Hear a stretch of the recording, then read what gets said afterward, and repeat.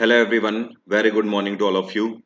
सो guys, आज महीने का आखिरी दिन है 30 नवंबर। पिछले 2 दिन से करंट अफेयर नहीं आ पा रहे थे, तो आज के वीडियो में 28, 29 और 30 नवंबर तीनों दिन के इंपॉर्टेंट करंट अफेयर हम लोग डिस्कस करेंगे। पूरा वीडियो ध्यान से देखिएगा। आज का वीडियो हो सकता है 30 मिनट का हो, 30 मिनट के आसपास का होगा, आधे घंटे का। तो ध्यान से देखिएगा, हर एक क्वेश्चन आपके लिए इंपॉर्टेंट है। करंट अफेयर की पीडीएफ आंसर की के साथ डाउनलोड करने के लिए वीडियो के डिस्क्रिप्शन में मैंने लिंक दिया हुआ है, वहां से आप पीडीएफ डाउनलोड कर सकते हो। साथ में जो लोग भी मेरा टेलीग्राम चैनल ज्वाइन करना चाहते हैं, टेलीग्राम का भी डायरेक्ट लिंक मैंने वीडियो के डिस्क्रिप्शन में दिया हुआ है, वहां से आप मेरा टेलीग्राम चैनल ज्वाइन कर लीजिए, जिससे आपको डेली की डेली मेरी जो भी क्लासेस होती हैं, जितनी भी free of cost classes Unacademy पर या फिर यूट्यूब पर, वो सारी आपको पता लगती रहे। और शुरू करने से पहले आप सभी को पता ही है, अभी शाम को मैंने आपके साथ सेलिब्रेट किया था। 100K सब्सक्राइबर पहले ही हो चुके हैं, लेकिन हमारी ये फैमिली अब एक्चुअली हो रही है कितने की? 500,000 की, 500K की हमारी फैमिली होने जा रही है बहुत ही जल्द। तो ये सारा आपका प्यार, आभार है। अपना प्यार इसी तरीके से बनाए रखिए इस चैनल के साथ, और हमारे इस फैमिली को, हमारे इस परिवार को आगे बढ़ाने में हमेशा सहायक रखिए और मदद हमेशा लेते रहिए इस चैनल से। मेरा आपसे ये वादा है कि जिस ऑनेस्टी के साथ, जिस हार्डवर्क के साथ मैं हमेशा आपके साथ रहा हूं अभी तक, आगे भी हमेशा इसी तरीके से ऑनेस्टी के साथ और बेहतर से बेहतर कंटेंट आपको प्रोवाइड कराने की कोशिश करूंगा। अच्छा, एक चीज और यहां पर आपसे बोलना चाहता हूं शुरू करने से पहले। ये एक हफ्ता, ये जो पूरा आने वाला है, अगले 7 दिन तक 100K सब्सक्राइबर हम लोग सेलिब्रेट कर रहे हैं। इसके उपलक्ष्य में जो कि बेस्ट कमेंट्स होंगे, उनको अगले 7 दिनों तक यूट्यूब चैनल के कम्युनिटी पोस्ट में पोस्ट किया जाएगा। तो ये देखने वाली बात होगी कि आप लोगों में से कितने लोगों के कमेंट्स को सिलेक्ट किया जाता है और इस यूट्यूब चैनल के कम्युनिटी में पोस्ट किया जाता है। तो उसको एप्रिसिएशन, जाहिर सी बात है, दूसरे स्टूडेंट जरूर देंगे। चलिए शुरू करते हैं आज के करंट अफेयर। पहला क्वेश्चन है आज का, James Wolfensohn who has passed away recently was the former president of which body? आपसे कह रहा है इनमें से कौन सी ऑर्गेनाइजेशन है जिसके ये प्रेसिडेंट रह चुके हैं, जिनका नाम क्या है? इनका नाम है जेम्स वुल्फेंसन। जेम्स वुल्फेंसन का भी हाल ही में निधन हो गया, और ये फार्मर प्रेसिडेंट थे वर्ल्ड बैंक के। ये वर्ल्ड बैंक के 10 साल तक प्रेसिडेंट रह चुके हैं। कब से कब तक? 1995 से लेकर सन 2005 तक। जेम्स वुल्फेंसन की मृत्यु 86 साल की उम्र में हुई है, ध्यान रखिएगा। और ये कौन से मूल के थे? ये ऑस्ट्रेलियन अमेरिकन मूल के लॉयर थे बेसिकली। वर्ल्ड बैंक का हेडक्वार्टर क्या है? इसका हेडक्वार्टर है वॉशिंगटन डीसी। एआईआईबी का हेडक्वार्टर है बीजिंग। एडीबी का हेडक्वार्टर है मनीला। और आईएमएफ का हेडक्वार्टर है वॉशिंगटन डीसी। आईएमएफ की प्रेसिडेंट है क्रिस्टलिना जॉर्जेवा। एडीबी के प्रेसिडेंट है मसात्सुगु आसाकावा। एआईआईबी के प्रेसिडेंट है जिल लुकिन। और वर्ल्ड बैंक के प्रेसिडेंट है इस टाइम पे डेविड मलपास। क्या नाम है? David Malpass. अगला क्वेश्चन है, which of the following word named as word of the year 2020 in Cambridge dictionary? आपसे कह रहा है कैम्ब्रिज डिक्शनरी की तरफ से साल 2020 का वर्ड ऑफ द ईयर इनमें से किसको डिक्लेयर किया गया है? 2020 का वर्ड ऑफ द ईयर रहा है क्वारंटाइन। ठीक है, ध्यान रखिएगा, ऑप्शन आपके सामने इसी तरीके से दिए जाएंगे एग्जाम में, और आप इसमें गच्चा खा सकते हो। आपको लगेगा कि हर एक सही है।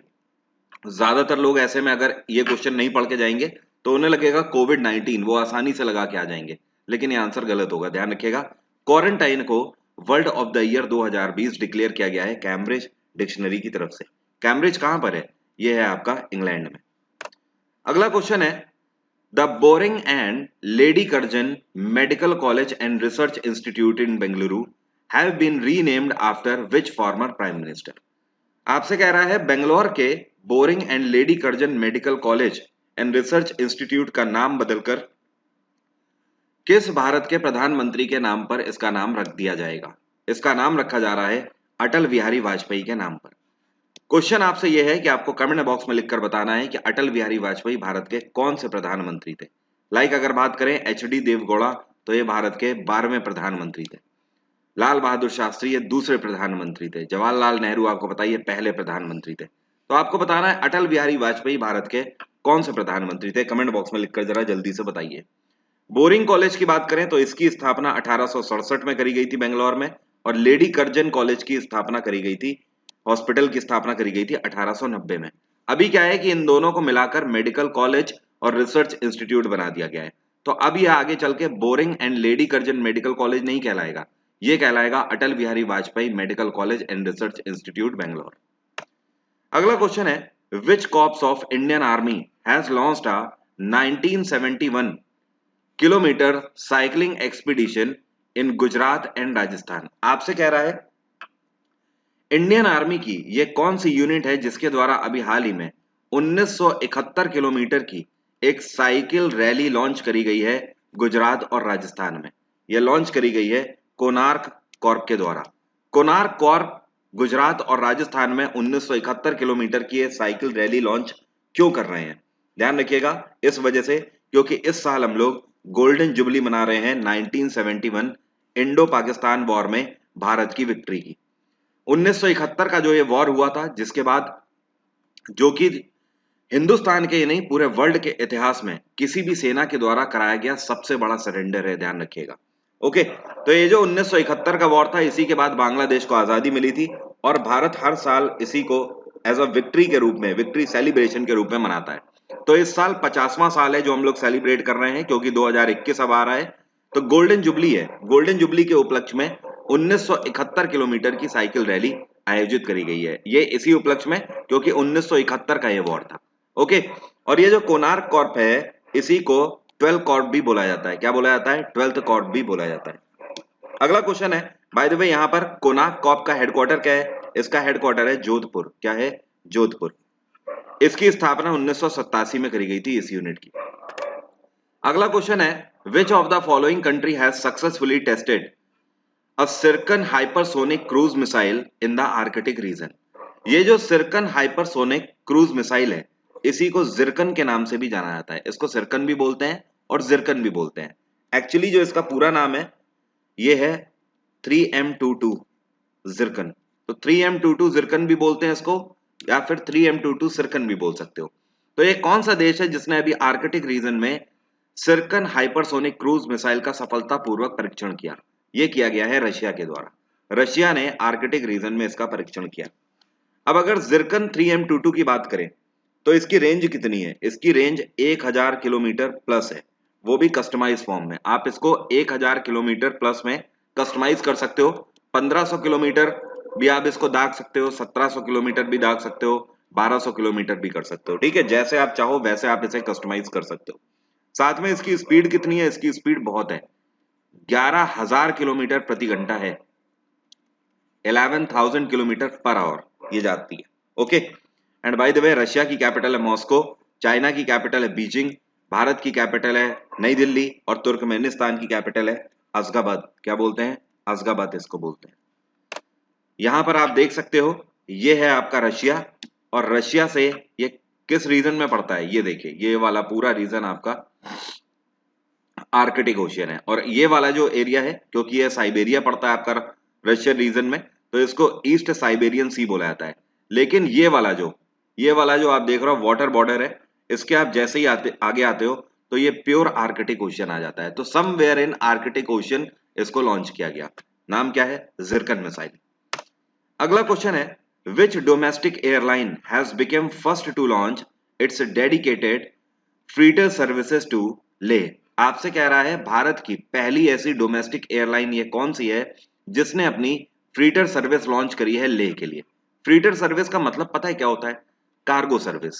कार्गो सर्विस मतलब यात्री नहीं, सामान ले जाने वाली फ्लाइट्स। तो आपसे क्वेश्चन का मतलब यह है कि भारत की पहली ऐसी डोमेस्टिक एयरलाइन कौन सी बन गई है जिसने सामान ले जाने वाली अपनी कार्गो सर्विसेज को लेह के लिए शुरुआत कर दी है इसने? ये है स्पाइस जेट। स्पाइस जेट के द्वारा कार्गो सर्विस अब लेह में दी जाएगी। मतलब ये सामान ले जाने और लाने का काम करेंगे लेह में। ये कहां से कहां तक चला रहे हैं फ्लाइट? ये दिल्ली से लेकर लेह तक फ्लाइट चला रहे हैं। अगर आपको लेह में अपना कोई भी कार्गो कोरियर भेजना है तो आप दिल्ली से स्पाइस जेट की सर्विस ले सकते हो।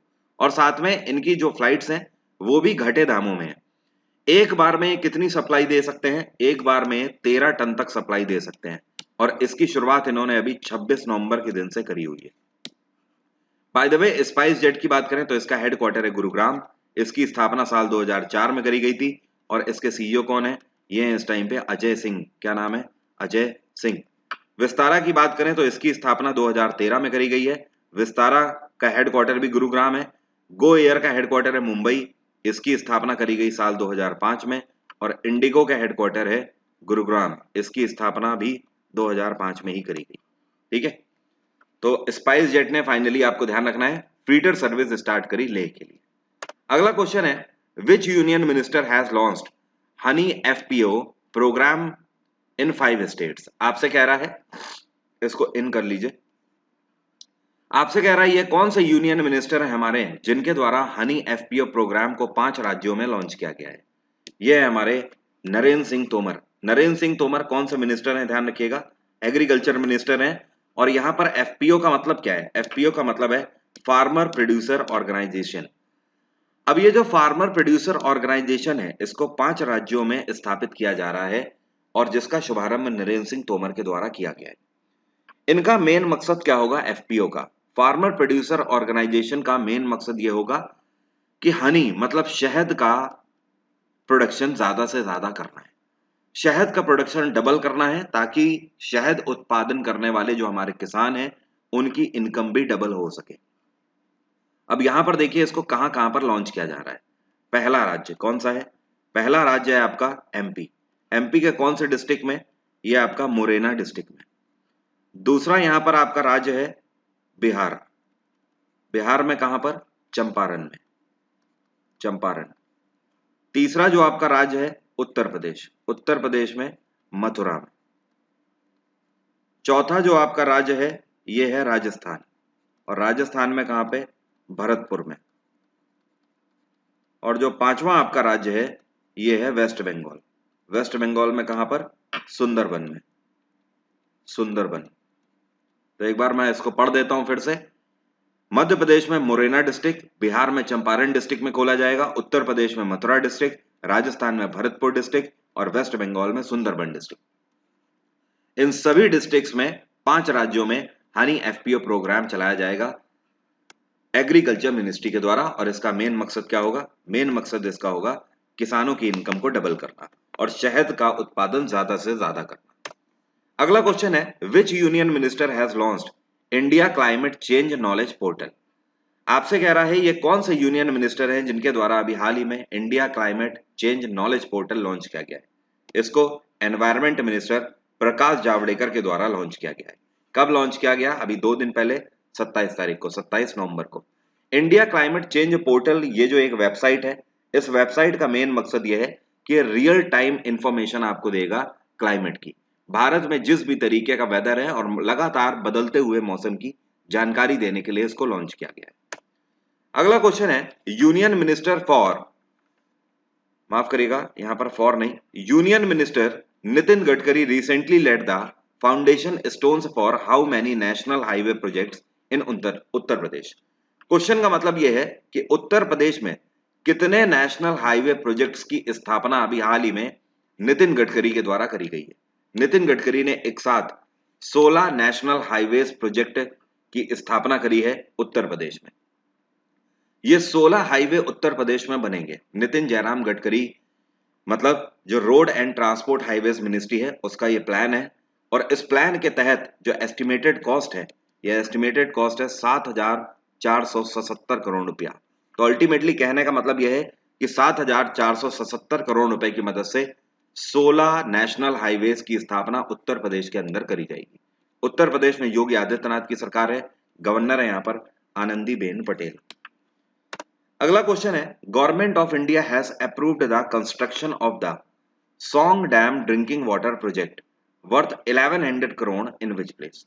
क्वेश्चन का मतलब यह है कि भारत सरकार ने अभी हाल ही में फैसला लिया है कि song dam drinking water project की स्थापना करी जाएगी। कौन सी जगह में इसकी स्थापना करी जाएगी, इसकी स्थापना करी जा रही है उत्तराखंड की कैपिटल देहरादून में। इसका मेन मकसद यह होगा कि ज्यादा से ज्यादा एक्चुअली पूरे उत्तराखंड में ड्रिंकिंग वाटर की फैसिलिटी को प्रोवाइड करना, लोगों को पीने योग्य साफ पानी मिल सके, ये इसका मेन मकसद होगा। साथ में आपको ध्यान रखना है इसकी एस्टिमेटेड कॉस्ट क्या है, 1100 करोड़। 1100 करोड़ की मदद से यह डैम बनाया जाएगा उत्तराखंड के देहरादून में। यहां पर त्रिवेंद्र सिंह रावत की सरकार है, गवर्नर है यहां पर बेबी रानी मौर्य। अगला क्वेश्चन है, India has secured which rank in international ranking released by FIFA for नवंबर 2020। अभी नवंबर के महीने के लिए फीफा के द्वारा इंटरनेशनल रैंकिंग जारी करी गई, जिसमें भारत ने कौन सी रैंक सिक्योर करी? भारत ने 104 रैंक सिक्योर करी है। ध्यान रखिएगा, फीफा के द्वारा जो पिछली रैंक जारी करी गई थी उसमें भारत ने 108वीं रैंक सिक्योर करी थी। भारत 4 पायदान ऊपर आ गया है पिछली रैंकिंग से, तो अब भारत है 104 रैंक में।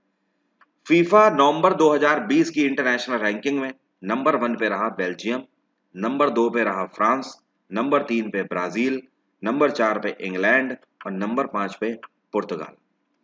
बेल्जियम की कैपिटल है ब्रसेल्स, फ्रांस की कैपिटल है पेरिस, ब्राजील की कैपिटल ब्राजीलिया, इंग्लैंड की कैपिटल लंदन और पुर्तगाल की कैपिटल लिस्बन। ठीक है, और फीफा की बात करें तो फीफा की स्थापना सन 1904 में करी गई थी। फीफा का हेडक्वार्टर क्या है? इसका हेडक्वार्टर है ज्यूरिक। और फीफा के प्रेसिडेंट कौन है? ध्यान रखिएगा, इनका नाम है Gianni Infantino. Gianni Infantino is the president of FIFA.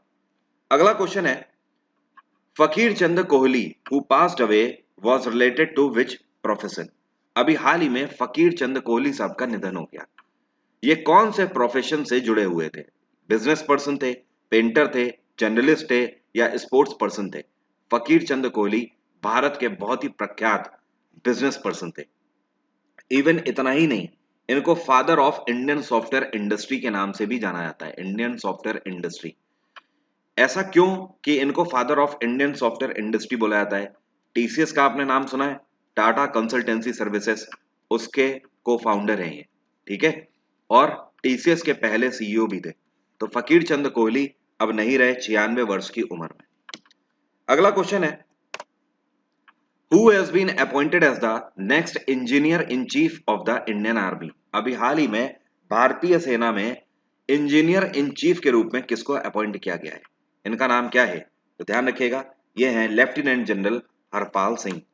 Harpal Singh ने यहां पर सक्सीड किया हुआ है लेफ्टिनेंट जनरल एसके श्रीवास्तव को। तो एसके श्रीवास्तव अब रिटायर हो रहे हैं और उनकी जगह पर लेफ्टिनेंट जनरल हरपाल सिंह आ रहे हैं नेक्स्ट इंजीनियर इन चीफ के रूप में इंडियन आर्मी में। और इंडियन आर्मी चीफ इस टाइम पे कौन है? ये है मनोज मुकुंद नरावने। अगला क्वेश्चन है, Indian fintech unicorn Razorpay announce the launch of Razorpay X corporate card in collaboration with which of the following. क्वेश्चन का मतलब यह है कि इंडियन फिनटेक यूनिकॉर्न के द्वारा अभी हाल ही में रेजर पे एक्स कॉर्पोरेट कार्ड लॉन्च किया गया है। इन्होंने जो रेजर पे एक्स कार्ड लॉन्च किया है, ये एक स्पेशल कार्ड है। ये इन्होंने किसके साथ मिलकर लॉन्च किया है? ये इन्होंने वीजा कंपनी के साथ मिलकर लॉन्च किया है। ये देखिए वीजा। वीजा की अगर बात करें तो ये कहां की कंपनी है? ध्यान रखिएगा, अमेरिकन बेस्ड कंपनी है। इसका हेडक्वार्टर है कैलिफोर्निया। इसकी स्थापना 1958 में करी गई थी और वीजा के सीईओ हैं इस टाइम पे एल्फ्रेड कैली। क्या नाम है? एल्फ्रेड कैली। तो वीजा के साथ मिलकर इंडियन फिनटेक यूनिकॉर्न ने एक नया कार्ड लॉन्च किया है, रेजर पे एक्स। इसकी खास बात यह है कि ये स्मॉल बिजनेस पर्सन के लिए लॉन्च किया गया है, जो छोटे उद्योग वाले जो लोग हैं भारत में उनके लिए। अगर आप छोटे व्यापारी हैं, एमएसएमई के तहत आते हैं, तो आपको इस कार्ड का फायदा मिल सकता है। आप अपने व्यापार में इसका यूज करिए, खरीदारी वगैरह के लिए आपको रिडीम्ड पॉइंट मिलेंगे जिनको आप कैश कर सकते हो बेहतर तरीके से। अगला क्वेश्चन है, इनका नाम क्या है? इनका नाम है Roch Marc Christian Kabore has been reelected as the president of which country. अभी हाल ही में रोचमार्क क्रिश्चियन कैबोर को कौन से देश में राष्ट्रपति के रूप में री इलेक्ट किया गया है? ये राष्ट्रपति फिर से बन गए हैं बुर्किना फासो के। बुर्किना फासो ये जो है ये वेस्ट अफ्रीकन रीजन का कंट्री है और इसकी कैपिटल क्या है? बुर्किना की कैपिटल है ओगादोगो। इसको क्या बोलते हैं? यहां पर आप इसे ऐसे लिखोगे Ouagadougou. Ouagadougou is the capital of Burkina. और यहां पर करेंसी कौन सी चलती है? फ्रैंक चलती है। ध्यान रखिएगा, ज्यादातर अफ्रीकन कंट्रीज में फ्रैंक ही करेंसी चलती है। बाकी इथोपिया की कैपिटल अदिस अबाबा, नाइजीरिया की कैपिटल है अबूजा और लीबिया की कैपिटल क्या है? त्रिपोली। त्रिपोली। ओके, तो ध्यान रखिएगा, एक बार फिर से बुर्किना फासो के प्रेसिडेंट बन गए हैं क्रिश्चियन कैबोर। क्रिश्चियन कैबोर अगले 5 साल के लिए अब राष्ट्रपति फिर रहेंगे। अगला क्वेश्चन है, first coal based power plant of Arab Gulf country is being developed in which city.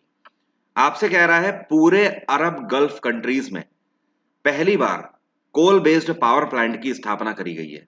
कौन से शहर में इसकी स्थापना करी गई है? इसकी स्थापना दुबई में करी गई है। और दुबई आपका कहां पड़ता है? ये यूएई में पड़ता है। तो यूनाइटेड अरब अमीरात के दुबई में पहली बार कोल बेस्ड पावर प्लांट की स्थापना करी गई है। इसका नाम क्या है? इसको नाम दिया गया है हस्यान, हस्यान कोल पावर स्टेशन। साथ में आपको ध्यान रखना है इसकी कैपेसिटी कितनी है। ये 2400 मेगावाट का पावर प्लांट है। इसको 4 यूनिट में डिवाइड कर दिया गया है ऐसे करके, ठीक है। 600 मेगावाट, 600 मेगावाट, 600 मेगावाट और 600 मेगावाट, टोटल अगर कर दोगे तो 2400 मेगावाट का ये प्रोजेक्ट है। इसकी पहली यूनिट इसी साल अभी हाल ही में इनॉग्रेट कर दी गई है, मतलब 2020 में। अगली यूनिट 2021 में करी जाएगी, फिर अगली यूनिट 2022 में करी जाएगी, फिर 23 में करी जाएगी। तो कहने का मतलब ये जो 2400 मेगावाट का पावर प्लांट है ये पूरे तरीके से स्टार्ट कब होगा? 2023 तक स्टार्ट होगा। लेकिन अभी इसकी पहली यूनिट 600 मेगावाट वाली यूनिट इसकी स्टार्ट कर दी गई है हाल ही में, तो इसका उद्घाटन हो चुका है, ठीक है। अगला क्वेश्चन है, India has signed an MOU with which country for developing cooperation in the field of environment protection and biodiversity conservation। Question का मतलब हिंदी में यह है कि भारत ने अभी हाल ही में इनमें से किस देश के साथ एक पैक्ट साइन किया है एनवायरमेंट को प्रोटेक्ट करने के लिए और हमारे जो बायोडाइवर्सिटीज हैं इनके कंजर्वेशन के लिए, जैसे कि पशु पक्षी वगैरह हैं इन सब के संरक्षण के लिए और एनवायरमेंट को प्रोटेक्ट करने के लिए किस देश के साथ भारत सरकार ने हाथ मिलाया है? भारत सरकार ने यह पैक्ट साइन किया है फिनलैंड के साथ। फिनलैंड की कैपिटल क्या है? इसकी कैपिटल है हेलेंस्की। फ्रांस की कैपिटल है पेरिस, नीदरलैंड की कैपिटल है एम्स्टरडेम और म्यांमार की कैपिटल है नेम्बे। बाय द वे, अगर फिनलैंड के बारे में मैं आपको बताऊं तो यहां से आप देख सकते हो फिनलैंड की लोकेशन क्या है। ये है हमारा भारत, ओके। और भारत से ये आप लोकेशन देखिए, ये आपका मिडिल ईस्ट आ जाता है। ऊपर जब आप यूरोपियन रीजन में जाओगे तो ये देखिए, ये आपका फिनलैंड, ठीक है। तो ये है डिस्टेंस भारत से। अब बाकी यहां पर एक इंटरेस्टिंग क्वेश्चन अभी कुछ टाइम पहले फिनलैंड से निकल कर आया था। फिनलैंड की इस टाइम पे प्रधानमंत्री कौन है? तो ध्यान रखिएगा, ये जो आपको पिक्चर में दिख रही हैं इनका नाम है सना मैरिन। सना मैरिन। जो लोग मुझसे पिछले कुछ टाइम से करंट अफेयर पढ़ रहे हैं उन्हें पता होगा, मैंने आपको पिछले साल भी करंट अफेयर में बताया था कि अभी पिछले ही साल पूरी दुनिया में सबसे कम उम्र की कोई महिला प्रधानमंत्री अगर बनी है तो वो सना मैरिन बनी है। सना मैरिन पिछले साल 34 साल की उम्र में सबसे कम उम्र में प्रधानमंत्री बनने वाली महिला बन गई थी।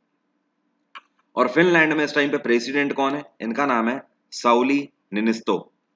साउली निनिस्तो। तो साउली निनिस्तो प्रेसिडेंट है और सना मैरिन प्राइम मिनिस्टर है फिनलैंड की। अगला क्वेश्चन है, SEBI is observing world investor week in which period. SEBI ने वर्ल्ड इन्वेस्टर्स वीक कब से कब तक मनाया? सेबी ने वर्ल्ड इन्वेस्टर्स वीक 23 से लेकर 29 नवंबर तक मनाया। सेबी की स्थापना 1992 में करी गई थी। इसका हेडक्वार्टर है मुंबई और इसके चेयरपर्सन है इस टाइम पे अजय त्यागी। अजय त्यागी। अजय त्यागी से मुझे मिर्जापुर वाले दद्दा त्यागी ध्यान आ गए। खैर चलिए आगे बढ़ते हैं। अगला क्वेश्चन है, अच्छा ये जो वर्ल्ड इन्वेस्टर्स वीक मनाया गया है इसका मेन उद्देश्य क्या है? इसका मेन उद्देश्य ये है जितने भी इन्वेस्टर्स ट्रेनी हैं उन सभी को ये ट्रेनिंग देना कि किस तरीके से वो रिस्क मार्केट में सरवाइव करेंगे, किस तरीके से वो शेयर्स और स्टॉक में इन्वेस्ट करेंगे, किस तरीके से वो रिस्क को अवॉइड कर सकते हैं ज्यादा से ज्यादा, ये सारी चीजें उन्हें ट्रेन करना। अगला क्वेश्चन है, रिसेंटली लचित दिवस या लचित डे भी इसको बोलते हैं, ये कौन से राज्य में मनाया गया है? लचित दिवस हर साल मनाया जाता है आसाम स्टेट में। लचित दिवस जो है ये क्यों मनाया जाता है? ये जो आपको दिख रहे हैं इनका नाम है चाओ लचित। क्या नाम है? चाओ लचित। और इन्हीं की याद में लचित दिवस मनाया जाता है। देखो है क्या, कहानी है एक टाइम की 1671 की। 1671 में एक अंपायर हुआ करता था, एक किंगडम हुआ करता था, इसको अहोम किंगडम बोलते हैं। क्या बोलते हैं? अहोम किंगडम। और उसी टाइम पर मुगल अंपायर भी चल रहा था। तो अहोम किंगडम ये आसाम का था। तो मुगलों और अहोम किंगडम के बीच में एक बैटल होता है। ये बैटल होता है आसाम के लिए बेसिकली, ठीक है, आसाम की कैपिटल गुवाहाटी वाले रीजन के लिए। और ये बैटल एक नेवल बैटल था, मतलब ये पानी में लड़ा गया युद्ध था ब्रह्मपुत्र नदी के ऊपर, जिसमें मुगल और अहोम किंगडम लड़ते हैं आपस में। मुगलों की तरफ से आपको पता ही है उस टाइम पर, बट अहोम किंगडम की तरफ से चाय लचित कमांडर थे। तो चाय लचित की देख रेख में ये युद्ध लड़ा गया था और मुगलों को ये बैटल अहोम किंगडम ने हरा दिया था और मुगलों से वापस इस एवज में गुवाहाटी ले लिया था। इसी को हम लोग किस नाम से जानते हैं? इसी को बैटल ऑफ सिराय घाट के नाम से जानते हैं। क्या बोलते हैं? सिराय घाट इसको बोलते हैं, क्योंकि ब्रह्मपुत्र नदी में एक जगह पड़ती है सिराय घाट, वहां पर यह बैठ रखेगा। आसाम में सब नंदा सुनवाल की सरकार है। गवर्नर कौन है यहाँ पर? जगदीश मुखी। अगला क्वेश्चन है, we have observed national organ donation day on which date? अभी हाल ही में हम लोगों ने राष्ट्रीय ऑर्गन डोनेशन दिवस किस दिन मनाया है? ऑर्गन डोनेशन डे हम लोग हर साल मनाते हैं 27 नवंबर को। यह दिवस इसलिए मनाया जाता है कि भारत में ज्यादा से ज्यादा इस एवज में ट्रांसपेरेंसी आए। लोग अगर अपने ऑर्गन डोनेट करना चाहते हैं तो उसको एक जगह से दूसरी जगह तक जरूर पहुंचाया जाए। मतलब अगर व्यक्ति ऑर्गन डोनेट करना चाहता है और जिसको ऑर्गन की जरूरत है उसको मिल नहीं पा रहा है तो क्या मतलब है? तो इनका जो ट्रांसपोर्टेशन है, इसके लिए पूरे भारत भर में हॉस्पिटल्स को प्रॉपरली कनेक्ट किया जाए ताकि उन्हें ये हमेशा पता रहे अपने नेटवर्क के थ्रू कि कौन व्यक्ति ऑर्गन डोनेट कर रहा है और किसको जरूरत है, तो उस तक जल्द से जल्द ऑर्गन पहुंचाया जा सके। बाय द वे, इस साल हम लोगों ने नेशनल ऑर्गन डोनेशन डे का कौन सा दिवस मनाया? ये 11th एडिशन मनाया। अगला क्वेश्चन है, every year in November which week is celebrated as aviation safety awareness week? आपसे कह रहा है हर साल नवंबर में कौन से हफ्ते में एविएशन सेफ्टी अवेयरनेस वीक के रूप में मनाया जाता है? नवंबर के आखिरी हफ्ते में, ध्यान रखिएगा, लास्ट वीक को एविएशन सेफ्टी अवेयरनेस वीक के रूप में मनाया जाता है। इस साल हम लोगों ने कब से कब तक मनाया एविएशन सेफ्टी अवेयरनेस वीक? ये हम लोगों ने 23 से लेकर 27 नवंबर तक मनाया था और इसको एयरपोर्ट अथॉरिटी ऑफ इंडिया के द्वारा मनाया जाता है हर साल। इस टाइम पर एविएशन मिनिस्ट्री किसके पास है? हरदीप सिंह पुरी के पास। अगला क्वेश्चन है, which of the following states organized e Lok Adalat in the month of November? आपसे कह रहा है नवंबर के महीने में ये कौन से राज्य हैं जिनके द्वारा ई लोक अदालत ऑर्गेनाइज करी गई? उत्तर प्रदेश, तेलंगाना या उत्तराखंड? ये तीनों राज्य हैं जिनके द्वारा ई लोक अदालत ऑर्गेनाइज करी गई नवंबर के महीने में। अब आप ये समझिए लोक अदालत होती क्या है। लोक अदालत का मतलब ये होता है एक तरीके का सेटलमेंट। एग्जाम्पल के तौर पर मैं आपको बोलूं कि आपने बैंक से 20 लाख रुपए का लोन ले लिया, मान लीजिए आपने 2 साल तक 2 लाख रुपया लोन चुका दिया, ठीक है, अभी 18 लाख बचा। अब मान लीजिए कि 2 लाख चुकाने के बाद उसके बाद आप बैंक का एक भी पैसा नहीं चुका पाए। 5 साल हो गए, 6 साल हो गए, 7 साल हो गए, अब बैंक आपसे लगातार रिकवरी कर रहा है, बट आप बैंक को जेब खोलकर दिखा देते हो कि सर मेरे पास तो कुछ नहीं है। अब इस केस में क्या है कि बैंक आपके ऊपर केस करेगा और आपका केस चला जाएगा जुडिशरी में। जब जुडिशरी में जाएगा तो आपको समन भेजा जाएगा और आपको जुडिशरी के पास जाना पड़ेगा। अदालत में जब आपको बुलाया जाएगा, कोर्ट में बुलाया जाएगा, तो आपसे इसकी वजह पूछी जाएगी कि आप पैसा क्यों नहीं दे पा रहे हो। आप अपनी जब जेन्युइन वजह बताओगे कि सर हमारी इनकम कम हो गई है या फिर एक्स वाई जी कुछ भी है, घर में ये खर्चे आ गए हैं ज्यादा वगैरह, तो इस केस में क्या किया जाता है, एक बीच का रास्ता निकालने की कोशिश करी जाती है जिसको बोलते हैं लोक अदालत। लोक अदालत में कोर्ट में उस बैंक की ब्रांच का मैनेजर आ जाएगा, इधर से आप आ जाओगे और यहां पर उस कोर्ट के जज बैठे होंगे और साथ में डीएम भी इसको अटेंड करते हैं कई बार।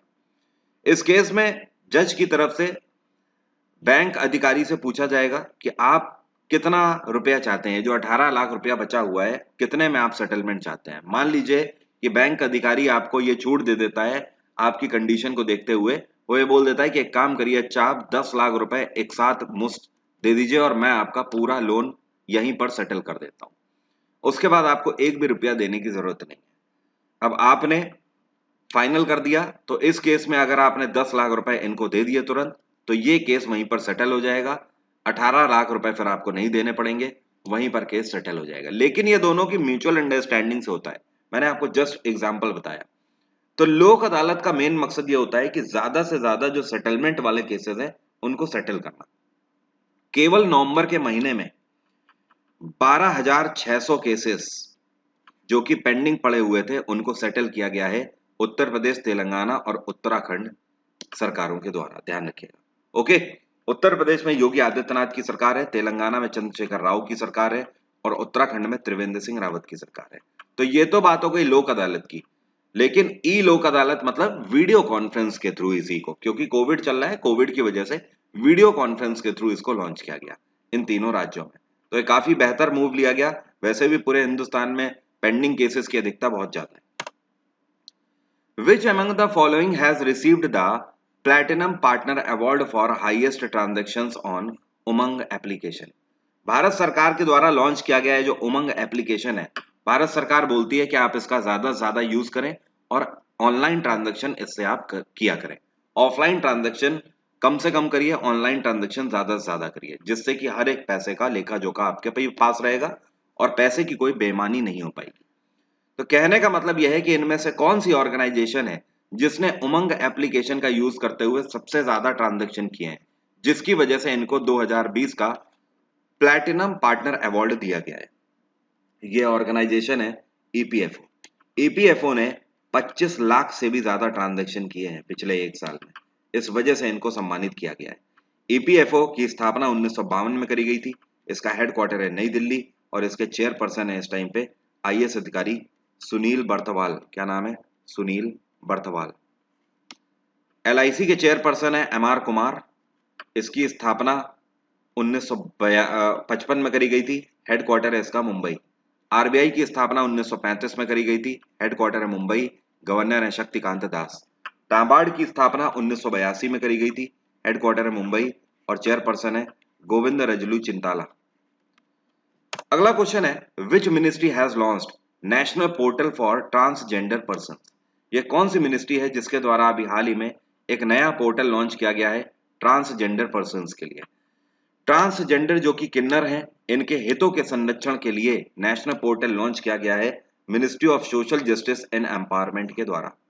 क्या आप बता सकते हो इसके मिनिस्टर कौन है? चलिए मैं बता देता हूं। इसके मिनिस्टर हैं Thawar Chand Gehlot. Thawar Chand Gehlot. Women and child development ministry किसके पास है? स्मृति ईरानी के पास। एजुकेशन मिनिस्ट्री रमेश पोखरियाल के पास है और ट्राइबल अफेयर्स अर्जुन मुंडा के पास है। In which city organ donor memorial has been inaugurated? अभी हाल ही में, क्योंकि हम लोगों ने नेशनल ऑर्गन डोनर दिवस मनाया ना, अभी मैंने आपको बताया 27 तारीख को, तो उसी दिन ऑर्गन डोनर मेमोरियल की स्थापना कहां पर करी गई? इसकी स्थापना राजस्थान के जयपुर में करी गई और इसका जो शुभारंभ है किसके द्वारा किया गया? इसका inauguration Ashok Gehlot, chief minister Ashok Gehlot के द्वारा किया गया। कौन से ओकेशन में? नेशनल ऑर्गन डोनेशन दिवस के रूप में। कब मनाते हैं? 27 नवंबर को मनाते हैं।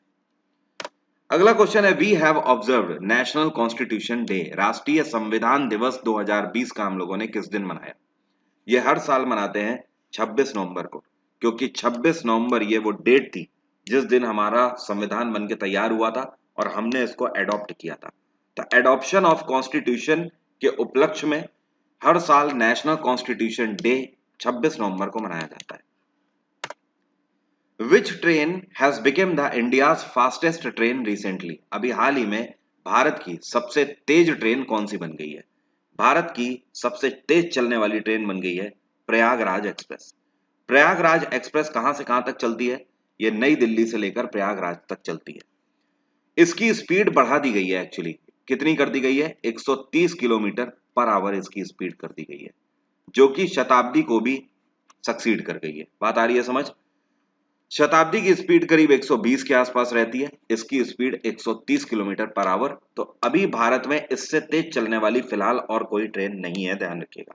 प्रयागराज एक्सप्रेस 130 किलोमीटर प्रति घंटे की रफ्तार से चल रही है, वो भी फुल कोचेस के साथ, 24 कोचेस के साथ चल रही है, तो ये आम बात नहीं है।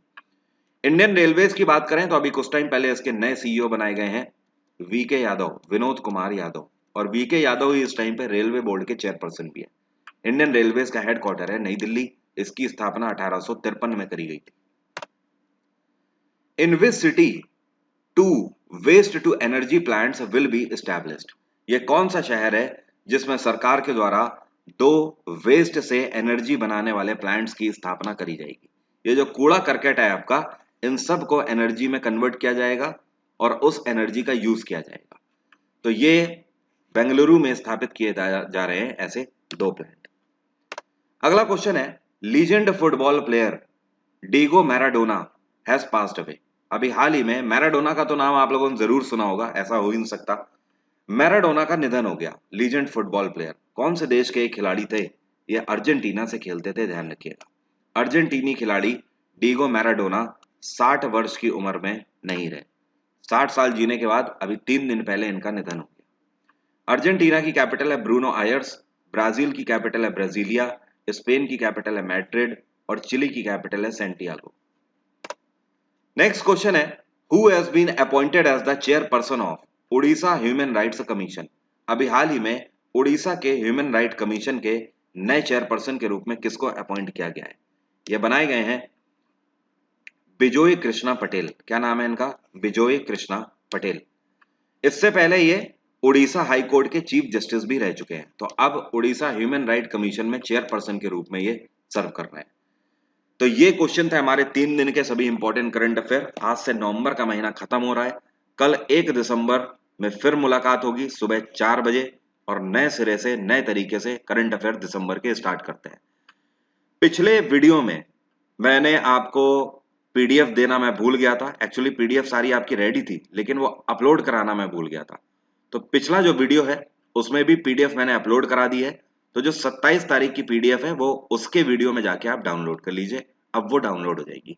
आज की बात यहीं तक। अनअकैडमी पर किसी भी सब्सक्रिप्शन को लेने के लिए यह मेरा डिस्काउंट कोड वरुण 777, आप इसका यूज करके मेरा जीएस का कोर्स परचेज कर सकते हो अनअकैडमी पर। Thank you so much, have a nice day, take care, bye bye and see you tomorrow. आपका दिन मंगलमय हो।